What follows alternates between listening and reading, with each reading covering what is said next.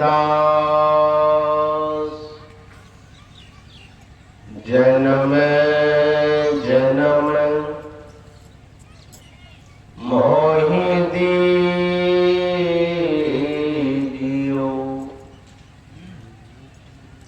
निज चरणन मेवा।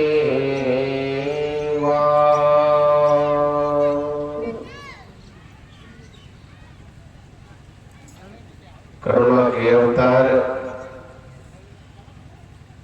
पतित पावन परमाराध्य सदगुरु महाराज के चरणों में अनंत बार नमन। मंच पर विराजमान सभी महापुरुषों को भी मेरा नमन है। सत्संग में उपस्थित सत्संग प्रेमी माताओं एवं बहनों, यो कहिए यह जो हरिपूर्णमादी मोहिया, ये जो हम लोग जनवरी माह से नए वर्ष में सत्संग कार्यक्रम आरंभ करते हैं और लगभग अप्रैल मई तक चलता है। इस बार कोरोना लेके आगे पीछे हो सकता है, लेकिन अब यह अप्रैल में लगभग आधा बीत रहा है और प्रशासन की ओर से तो सामूहिक कार्यक्रम में रोक लग चुका है। इसलिए ऐसे भी इस क्षेत्र में अब मेरा यह सामूहिक कार्यक्रम इस सत्र का अंतिम कार्यक्रम। फिर निजी रूप से कोई अगर बुलाएंगे, यह कार्यक्रम है भी मेरा विकला में 3-4 को, लेकिन वो निजी तौर पर है। इतनी बड़ी भीड़ भड़का नहीं, जिसको भी आमंत्रित करेंगे वे आएंगे।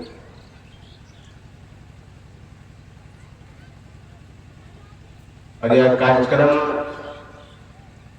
हमारे इस ग्राम के सभी धर्म प्रेमी ने मिलकर के ये जो बैनर देख रहे हैं 10 वर्षों से लगातार, बीच में 1 साल के हुआ, पिछले साल मुझे याद नहीं लगता है, 1 साल ही बीच में मैं नहीं आ पाया, लेकिन लगभग हमें याद है कि 10 वर्ष जरूर मुझे हुआ है। यहाँ ये मिर्जा चौड़ी के रिकॉर्ड को तोड़ा है। कभी कभी क्रिकेट में देखते थे हम लोग, तो कहता था कि आज जो है हरिभजन के रिकॉर्ड को तोड़ दिया कोहली। तो वही लगता है कि वहां शायद 8 या 9 साल में लगातार किया था, यहाँ 10 साल हो गया, मतलब उस रिकॉर्ड को तोड़ा है अभी ये हरिपूर्णमादी। अब इसका रिकॉर्ड को कौन तोड़ेंगे तो हम नहीं जानते हैं। इस क्षेत्र में बड़ा ही श्रद्धा के साथ यहाँ की इस बात मैं देखा हूं, जो मैं कल से आया हूं, खाने में तो विलंब हुआ था कल मुझको, लेकिन यहाँ के सभी नौजवान कार्यकर्ता को मैं देख रहा था। सुबह से मैं इन लोगों की अध्ययन कर रहा था।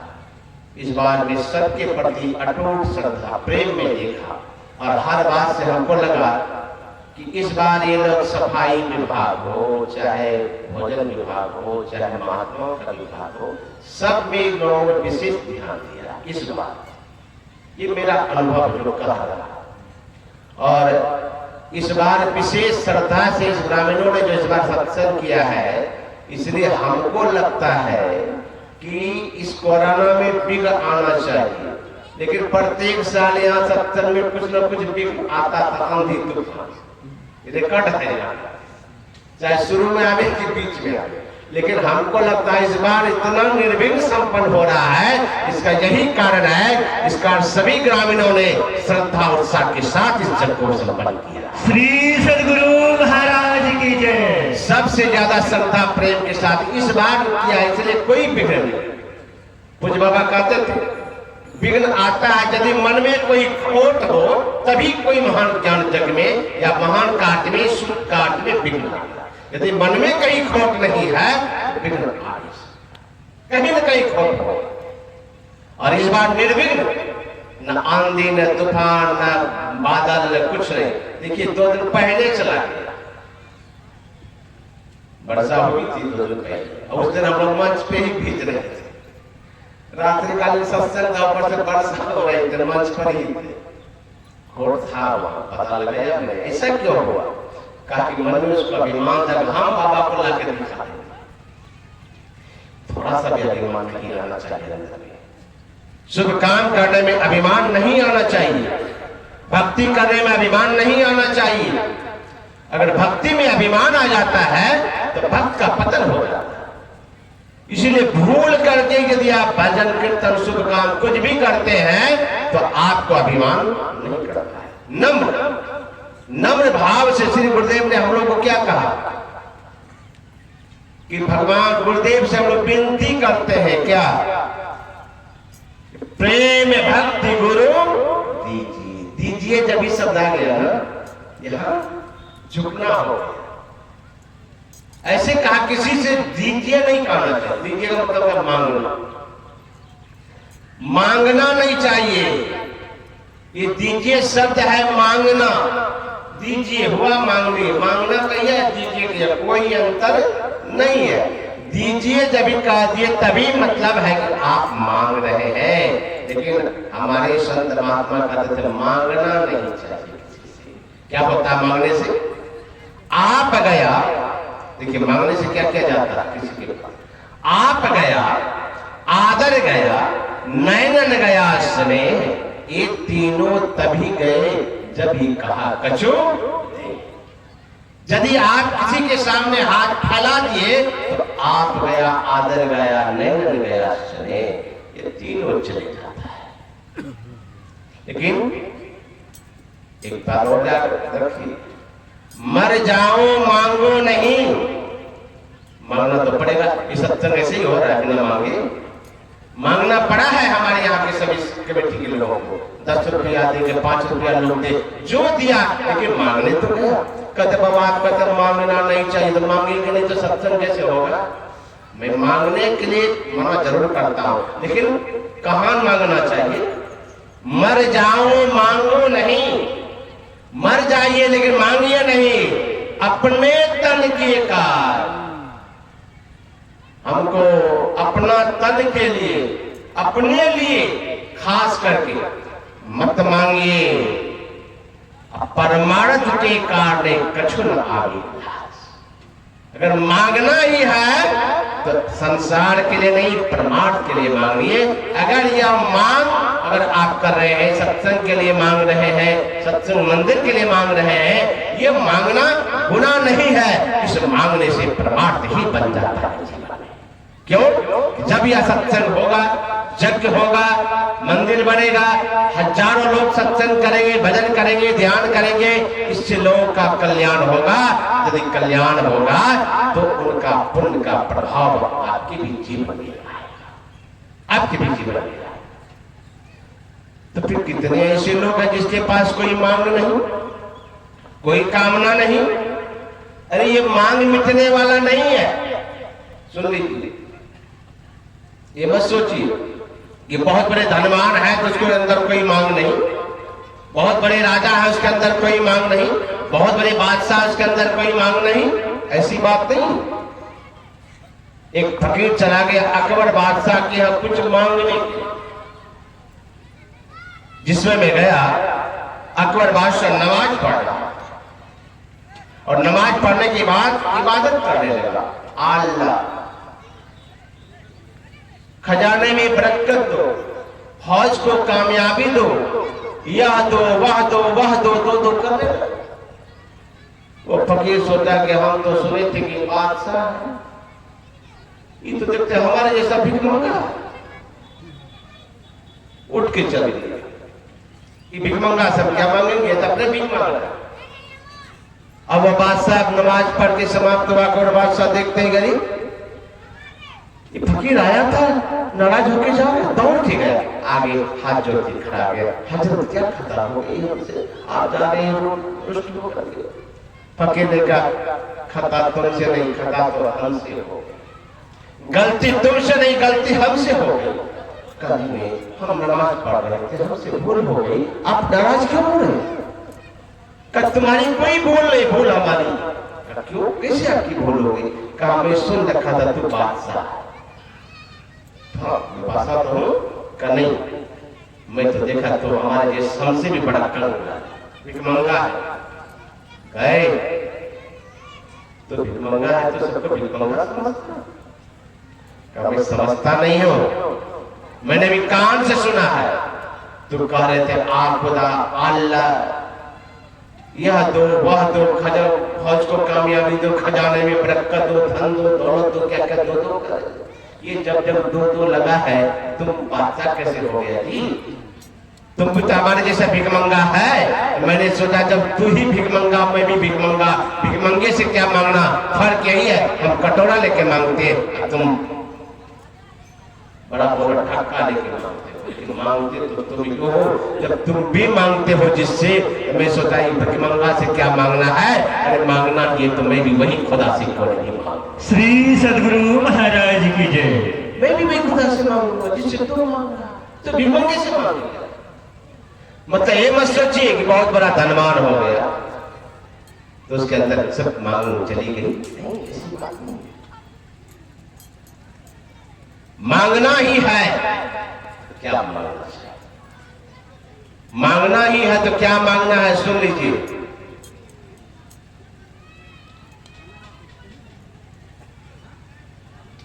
सीख लीजिए मांगने के लिए क्या मांगना है। आपको पता होगा जब युधिष्ठिर और दुर्योधन में युद्ध ठन गया तो दोनों तरफ से भगवान कृष्ण के पास आए थे मांगने के लिए, नहीं सहायता मांगने के लिए। सीखिए मांगने के लिए, और नहीं मांगा रहा जाता तो मांगने के लिए सीख लीजिए कैसे क्या मांगना चाहिए। दोनों आए थे मांगने के लिए, और पहले दुर्योधन आया था। और दुर्योधन आया देखा भगवान किस ठाट से सोए हैं चद्दर तान के, तो सोने के पास, सिराने के पास सोने का सिंहासन था, उसी में जाके बैठ गए डट करके। कुछ देर के बाद अर्जुन पहुंचा, देखा दुर्योधन भैया तो पहले से विराजमान है, सोने के सिंहासन में बैठ गए। मस्ती अभिमानी न था। अर्जुन सोचा उधर तो भैया है तो मैं और इधर ही तो रह सकता हूँ, तो चरण के पास हाथ जोड़ के खड़े हो और जागने की प्रतीक्षा करें। आप भगवान की सोए है, अब जो सोए है ऐसे सोए है, यहाँ पीछे बैठा है सोने के सिंहासन में, वो तो दिखेगा नहीं, दिखेगा जो सामने है।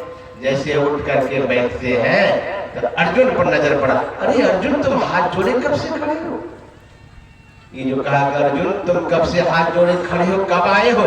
तो चट से तुझे कहता भगवान पहले मैं आया हूँ, चिल्ला के बोला भगवान पहले मैं आया। ओ अब गर्दन ऐसे झुका, अब गर्दन झुका कर देखना पड़ेगा। ये अभिमानी उठा नहीं, कहता मैं पहले आया हूँ। ये अभिमानी को क्या मिलेगा? पहले मैं आया हूँ, पहले मैं आया तो रहता सामने ना जी, यहाँ माथे पर बैठे क्या कर रहा था, और जो माथे पर बैठेगा उसको क्या मिलेगा? एक बार घड़ा से ठक्कर ने कहा, तुम्हारे पास बहुत दोहरी नीति है। क्या नीति है? का तुम सबको गर्मी के मौसम में शीतल जल पिलाते हो, तृप्त कर देते हो, हम तुम्हारे पास बैठे भी सूखा का सूखा, हमको भी तो शीतल जल पिलाना चाहिए। घड़ा से ठक्कर नहीं कहा, उसी के माथे पर ठक्कर था, वही ठक्कर कि तुम सबको शीतल जल पिलाते हो, हमको तुम सूखा का सूखा कर देते हो। यो ही मैं सूखा पड़ा रहा था तुम्हारे पास। घड़ा ने कहा है ढक्कन हमारे पास कोई दोहरी नीति नहीं, मैं ऐसे पानी नहीं पिलाता हूं, मेरे पास आता है कोई हाथ जोड़ता है, गर्दन झुकाता है, तब मैं झुक के पानी पिला देती हूँ। तुम कभी मेरे सामने झुकते हो? झुकोगे क्या? तुम तो हमारे कपार पर बैठे रहते हो, तुमको हम पानी कहां से पिला दें? ढक्कन ना रहता, घड़ा के कपारे पर रहेगा बैठा, तो जो कपार में बैठे रहेगा उसको कहां से आशीर्वाद मिलेगा? झुकता वही है जिसमें जान होती है, झुकता वही है जिसमें जान होती है, और अकड़ से मुर्दे की पहचान होती है। जो झुकना नहीं जानता वो मुर्दा से कम नहीं,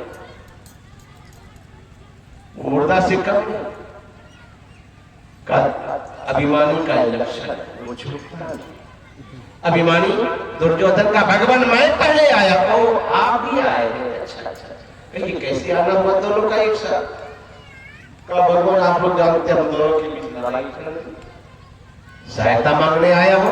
कहा अर्जुन तुम? कहा भगवान हम इसी उद्देश्य है। वो दोनों एक ही उद्देश्य है, तो सुन लो मेरा भी एक फैसला, तुम दोनों मेरे संबंधी हो, और सुन लो संबंधी होने के कारण हम किसी पक्षपात में नहीं पड़ेंगे, हमारा फैसला होगा और दोनों में एक है, तुम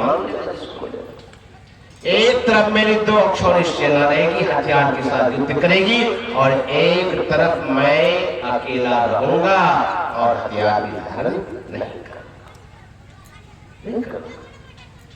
लेकिन बंटवारा यही 2 है, लेकिन अवसर किसको मिलेगा? पहले दोनों सोच रहा था बंटवारा तो बड़ा सुंदर, अवसर किसको मिलेगा?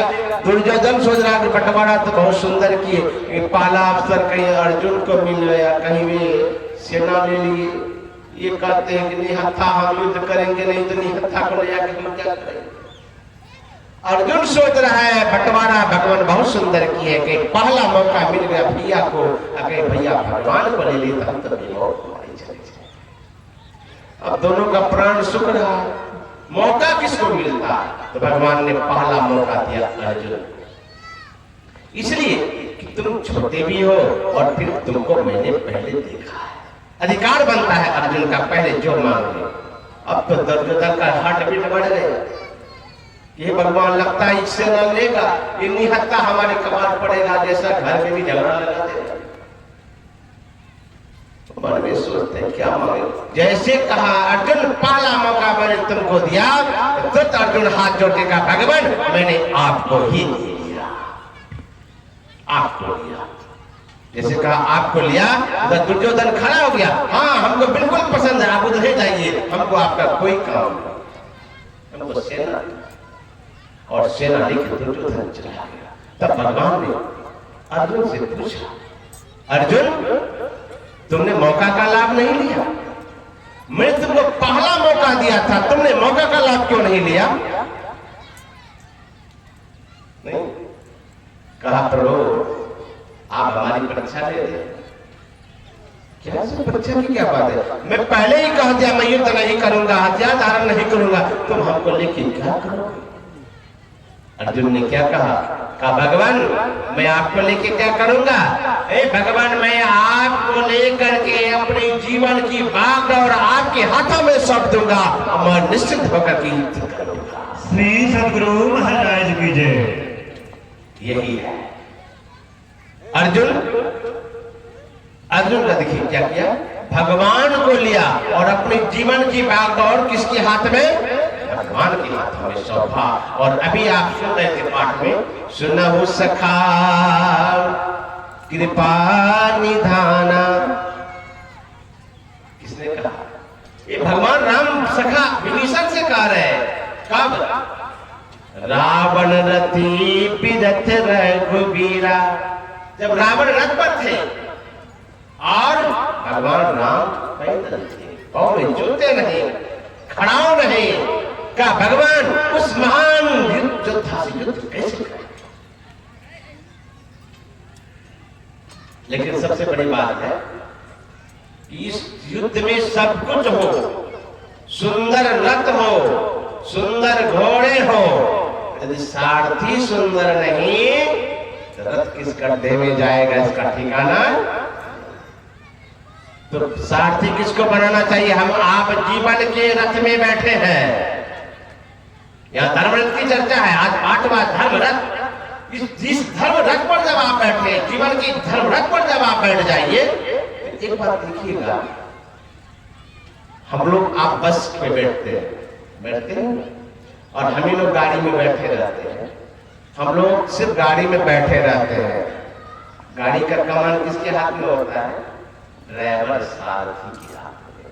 वो चाहे तो आपको गड्ढा में डाल दे, चाहे सड़सड़ा के पहुंचा दे, ये जिम्मेदारी ड्राइवर की होती है, ये सारथी कहा जाता है। जीवन की बागडोर, जीवन खतरे में डालेंगे कि जीवन को सही रास्ते पर पहुंचाएंगे, एक जिम्मेदारी ड्राइवर की होती है। आपका काम क्या है? आप टिकट लेके बस में बैठ जाए। अब आप जिम्मेदारी किसकी है? ड्राइवर की। आप बैठे पूर्णिया में और ड्राइवर सीधे आपको पहुंचा दिया पटना। कोई टेंशन नहीं, सोए है, मगन है, एसी चल रहा बस में। उसी तरह विश्वास रूपी टिकट लेकर के इस धर्म रथ पर जो बैठता है, और सारथी किसको बनाना चाहिए? ये पाठ में सुन रहे थे, इस भजन सारथी सुजाना। सारथी कौन होना चाहिए? इस भजन। अगर आप धर्म रथ पर बैठे हैं और भक्ति रूपी सारथी अगर आपके जीवन में नहीं, तो आपका रथ कहीं भी उलट सकता है। श्री सतगुरु ये धर्म रथ के सारथी इस भजन, परमात्मा की भक्ति ही सारथी है। अगर भक्ति जीवन में उतार लेते हैं तो अब उसकी बागडोर, उसकी जिम्मेदारी है कि आपके रथ को उस अमरधाम परम धाम की यात्रा करवा देंगे। जिन्होंने इस भक्ति रूपी सारथी को जीवन में अपना लिया, ये सारथी इधर उधर नहीं, सीधे परम धाम की को ही पहुंचाने वाला। श्री सतगुरु महाराज की। ये रथ, धर्म रथ की चर्चा हम लोग सुन रहे थे। यही बात तो कहा था। क्या कहा था? कहा था कि बंद कीजिए,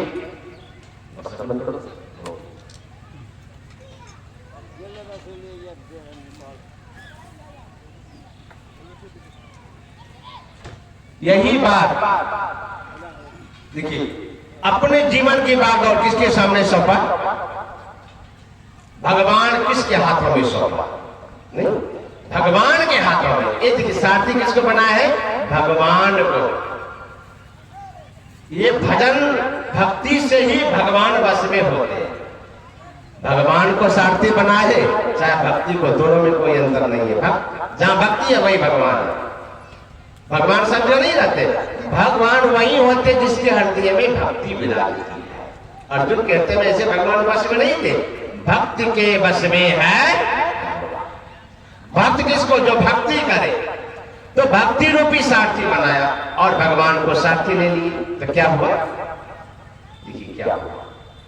आप जानते हैं, समय 5-10 हो गया, एक प्रश्न करके मैं विराम दे देता हूं, छुट्टी जाना है, समय तो टूट जाता है। देखिए, जब युद्ध हो रहा था महाभारत का, देखिए भगवान को सारथी बनाने का क्या परिणाम हुआ। हम लोग जानते हैं, जिस रथ पर भगवान श्री कृष्ण विराजमान थे सारथी बन थे, और जिस रथ में अर्जुन बैठे थे रथी थे, और सारथी लगाम किसके हाथ में? भगवान। और उस रथ में विराजमान कौन थे भाई? भगवान ही थे? नहीं, उस रथ के ध्वज पर विराजमान अपने शुद्ध हनुमान जी थे। इसलिए अर्जुन के रथ का नाम कपि ध्वज था। याद रखिएगा, महाभारत को पढ़ने वाले, उसके ध्वज का नाम क्या था? कपि ध्वज। क्यों? मैं कहानी छाट के बता रहा हूं, इसलिए समय का अभाव है। उस कहानी को सुनाने में आधा घंटा लग जाएगा, समय ये बात है। तो मैं आगे बढ़ा के सुना रहा हूं कि भगवान कृष्ण अर्जुन ने हनुमान को युद्ध में साथ दिया। कहा था, यही कहा हनुमान से, हनुमान रामा अवतार में मैंने तुम्हारे बिना रावण पर विजय प्राप्त नहीं किया। देखिए भगवान कृष्ण ने क्या कहा था हनुमान से कि रामा अवतार में भी तुम्हारे बिना में रावण पर विजय प्राप्त नहीं कर पाया था, तो कृष्ण अवतार में कैसे प्राप्त करोगा? इसमें भी तुम्हारी भी जरूरत है। तो रावण ने क्या कहा? हनुमान ने क्या कहा कि प्रभु हम युद्ध में तो जाएंगे, आप कह रहे तो हम बात को काटेंगे नहीं, आपका बात को हम कैसे नहीं माने, लेकिन एक हमारा भी बात मानना पड़ेगा। क्या क्या बोलो? हनुमान क्या कहा? हम सत्संग की कथा की बहुत रसिक है, उसके बिना हम रह नहीं सकते, हमको सत्संग सुनाना पड़ेगा। क्या कहा हनुमान जी ने? कि हमको युद्ध में सत्संग सुनाना पड़ेगा। कहा लो जब सत्संग ही होता वहां कुरुक्षेत्र के मैदान में युद्ध का है कौन होता? युद्ध होगा तो वह सत्संग होगा। बता तो सत्संग सुनाना पड़ेगा भगवान आपको। युद्ध में सत्संग होता है का हमारे प्रभु श्री राम तो युद्ध में भी सत्संग सुनाए। देखिए क्या कर रहे हनुमान जी, हमारे प्रभु श्री राम तो युद्ध में भी सत्संग सुनाए थे, युद्ध भी कर रहे थे और सत्संग भी सुना। कब? यही प्रसंग रावण रथी विरत रघुवीरा सुनो सखा कृपा निधान है जो धर्म रथ की चर्चा की है। ये भगवान राम ने विभीषण को सत्संग सुनाया, हनुमान जी भी सुन रहे हैं। हमारे प्रभु श्री राम तो युद्ध में भी सत्संग सुनाए और आप कहते हैं युद्ध में हम सत्संग नहीं सुनाएंगे। पहले वचन दीजिए कि आप भी हमें युद्ध के मैदान में सत्संग सुनाए जैसे हमको प्रभु श्री राम सुनाए थे। तब हनुमान जी जब कहा तो भगवान श्री कृष्ण ने कहा ठीक है मैं तुम्हें भी सुनाऊंगा सत्संग। इसीलिए युद्ध के आरंभ में हनुमान जी कहा बैठे, ध्वज पर बैठे ऊपर में और कहे प्रभु हमें सत्संग सुनने की इच्छा हो रही है। अब देखिए हनुमान जी ध्वज पर बैठ के भगवान से कहा आपने मुझे वचन दिया है कि मैं युद्ध में पहले सत्संग सुनाऊंगा, हमें पहले सत्संग सुनाइए तब युद्ध आरंभ कीजिएगा। और इसीलिए क्या हुआ, बिगुल फूकने से पहले अर्जुन को मोह हुआ और ये अर्जुन के मोह का तो बहाना था। भगवान कृष्ण अर्जुन के मोह का बहाना था सत्संग गीता रूपी हनुमान जी को ही सुनाना था। श्री सद्गुरु महाराज की जय। ये हनुमान जी ने कहा था हमें सत्संग, ये गीता क्या है? ये भगवान श्री कृष्ण अर्जुन का सत्संग है, यही ज्ञानोपदेश सत्संग है। सत्संग में क्या होता है? ज्ञान का उपदेश। और यह ज्ञान गीता का क्या है? ये भगवान कृष्ण अर्जुन का सत्संग है और ये सत्संग अर्जुन के बहाने हनुमान जी को सुनाए। सतगुरु महाराज ये ध्वज में बैठे हैं ऊपर में, सत्संग समाप्त हुआ 18 अध्याय तब युद्ध का अर्जुन का मुख अर्जुन का मानना। अब क्या हो रहा है? हनुमान जी रथ पर बैठे हैं, ध्यान दीजिएगा, और भगवान किस सारथी बने हैं? अर्जुन युद्ध कर रहा है। निर्णायक युद्ध की बात मैं सुना रहा हूं, बीच की बात तो बहुत लंबी होगी। जब अंतिम युद्ध कर्ण से हो रहा, कर्ण बाण चलाता था तो अर्जुन का रथ थोड़ा सा थोड़ा, और जब अर्जुन बाण चलाता था तो कर्ण का रथ बहुत पीछे चलाता था। अब फिर कर्ण जब बाण चलाता था तो अर्जुन का रथ थोड़ा सा खिसक, जब खिसक जाए तो भगवान खिसका तो वाह वाह कर्ण वाह कर्ण वाह कर्ण क्या तुम योद्धा हो, वाह कर्ण क्या तुम योद्धा हो। कर्ण का दुश्मन अर्जुन महान शत्रु इसको रहा नहीं गया। का भगवान मैं अर्जुन के रथ को कितने दूर पीछे ढकेल देता हूं अपने बाणों से, आप मेरी वाहवाही नहीं करते और मेरा रथ थोड़ा सा खिसकता है। वाह कर्ण वाह कर्ण वाह कर्ण चिल्लाते रहते। क्या कहा भगवान कृष्ण? सुन लीजिए, कहा ए अर्जुन तुम्हारे रथ पर कौन विराजमान है? नीचे नहीं ऊपर देखो, तुम्हारे रथ में पवन सुत हनुमान बैठे हैं और कर्ण के रथ में, और फिर सारथी मैं भी हूं तुम्हारा, मैं सारथी हूं, पवन सुत हनुमान बैठे हैं रथ पर। तुम्हारा रथ थोड़ा भी खिसक गया तुम मामूली मत समझो, लेकिन कर्ण का रथ में तो कोई नहीं है, न मैं हूं उनके साथ में, न पवन सुत हनुमान में, तुम उतना खिसका भी दिए कोई बड़ी बात नहीं। इस रथ में हनुमान जी बैठे हो और मेरा जैसा सारथी हो, वो रथ थोड़ा भी खिसक जाए समझो कोसों दूर चला गया। श्री सद्गुरु महाराज की जय। निर्णायक युद्ध हो रहा था और कर्ण के तरकस में था एक ऐसा बाण जो ले सकता था अर्जुन का। कौन बाण था? इच्छाधारी नाग। खान का प्रश्न निर्माण करते समय अर्जुन ने अपने बाणों से उस इच्छाधारी नाग के पूरे परिवार को जला के राख कर दिया। और वो इच्छाधारी नाग लोग ध्यान से इच्छाधारी नाग क्या हुआ? आके कर्ण से कहा एक कर्ण अर्जुन तुम्हारा भी शत्रु है और अर्जुन मेरा भी शत्रु है। चूंकि आज का जो प्रसंग का पाठ कर दिया गया है धर्मरथ, इस जैसे तैसे कथा कहानी नहीं है, थोड़ा सा भी उलट पुलट होगा समझने वाले पकड़ लेंगे, ऑनलाइन चल रहा है बाबा गलत कहानी कर रहे हैं, हजारों लोग उसमें सुन रहे हैं, ध्यान बटेगा हमको झूठा बनाएगा, ध्यान बटना नहीं चाहिए। क्योंकि धर्म कथा जब हो तो सटीक कथा होनी चाहिए, उलट पुलट उसमें नहीं होना चाहिए। क्या कहा?